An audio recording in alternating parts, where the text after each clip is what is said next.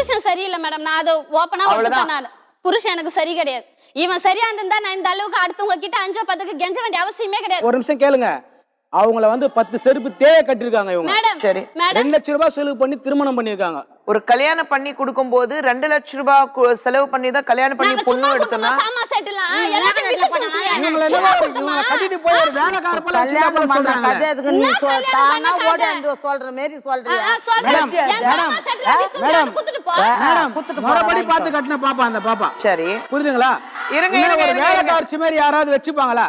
அவங்க நாத்தனார் மேல அவ்வளவு ஒரு பழிய சொல்றாங்க. அன்னைக்கு போகும்போது வந்தா மேடம் இது வரைக்கும் இருக்கிற இப்போ ஒரு வீடுன்னா நம்ம மொத்தமா இருக்கணும்னா எல்லாம் வேலை செய்து தானே ஆகணும். அம்மா கொஞ்சம் பேசாம இருங்கம்மா. ஒண்ணுமே கேட்காது. கொஞ்சம் பேசாம இருங்க. உன்னை பார்க்காத வேற பொண்ணு பார்த்தா நல்லா இருந்திருப்பான். நான் பொறம்ப புடிச்சு கட்டி வச்சாங்க. அதோட மரியாதையா பேசு. ரொம்ப மரியாதை கொடுக்குற. நீ மூடு வாயா. நாங்க மூடிட்டு தாங்கறோம். எத்தனை இடம் போற எத்தனை இடம் வரலாம் சொல்லிட்டா போற. ஒழுங்கா வச்சு போன் வச்சிருந்தா போன் என்ன உனக்கு? கண்டவனுக்கு போன் பண்ணதா போன் கொடுத்தாங்க. அவங்க அம்மாவுக்கு போன் பண்ணா உங்க வீட்ல இவங்க போன் பண்ணதா போன் நம்பர் புடிச்சியா? செல்ல பத்தி எதுமே தெரியாது மேடம். உன்ன வரைக்கும் அவன வரைக்கும் பேசு. உண்மையிலேயே எனக்கு படிக்க தெரியாது எழுத தெரியாது. செல்போன் எல்லாம் நோண்ட தெரியாது. வேற யார்கிட்டயாவது பேசிட்டு இருக்காங்க ஒரு சந்தேகம் உங்களுக்கு இருக்கு? சந்தேகம் இல்ல. எந்த டைம் பாரு போன்ல பேசுற. யார்கிட்ட பேசினா அம்மா கையில பேசினா அவங்களுக்கு போட்டு விடணும்னா இல்ல. அவங்க அம்மாவே சொல்லிட்டாங்க எங்கேயுமே வெளியில போறது இல்ல. எப்பவுமே போன்ல இல்ல. எங்க வீட்ல இருக்கும்போது மேடம் எங்க வீட்ல இருக்கும் நைட்ல மேடம் கூட தான் இருக்கும். நைட்ல மேடம் அது சொத்து நைட்ல வரோம். சுத்துறது அந்த மாதிரி கட்டில போயிட்டீங்க பெட்ஷீட்ல போயிட்டீங்க போன் எடுத்து காலையில வச்சிருக்கேன். அது டாபால் போன் அவ்வளவும் போய் மேடம் எப்படி வாய் கூசாம போய் சொல்றாங்க பாருங்க மேடம். நீ இவ்வளவு சொல்ல அப்ப நான் இவ்வளவு சொல்ல கூடாது. நான் சொல்றதெல்லாம் பொய்யா? பொய் நான் சொல்றேன். நீ சொல்ல முடியாது. சிம்பிளான விஷயம் திருக்குமார். நீங்க வேலைக்கு போனீங்கன்னா ஒழுங்கா வேலைக்கு போய் சம்பாதிச்சு வீட்ல பொண்டாட்டி கையில காசு கொடுத்தீங்கன்னா சொல்லுவாங்க மேடம்.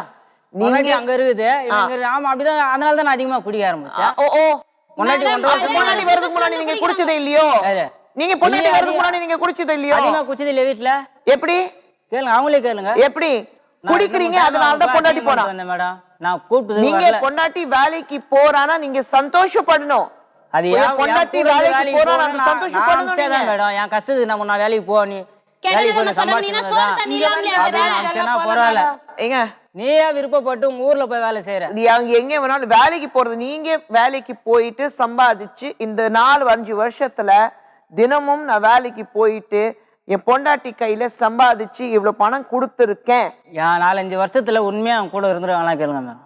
எவ்வளவு நாள் வேலைக்கு போனீங்க நான் கேக்குறேன். எவ்வளவு நாள் இருந்துக்கிறாங்களே? 1.5 வருஷம் ஊர்ல பிரிஞ்சுதாங்க. சரி 2 மாசம் சென்டர்ல பூச்சி கொடுத்தாங்க. சரிங்க. இப்போ ஒரு 3 மாசம் பூச்சி கொடுத்தாங்க. சரிங்க. எவ்வளவு நாள் என் கூட சரியா இருந்திருப்பாங்க? சரிங்க. நான் 1 வருஷம் கூட தான இருந்தேன். அப்ப என்ன பண்ண? எங்க 1 வருஷம் இருந்தேன். அப்ப என்ன பண்ண? 1 வருஷம் அங்க இருந்தேன். எங்க இருந்த? திடீர்னு கல்யாண நாள் கூட காலையில இந்த கல்டி கல்யாண நாள் கொண்டாட வச்சா மேடம். நானு நான் வாய் கூசாம போய் சொல்றேன்.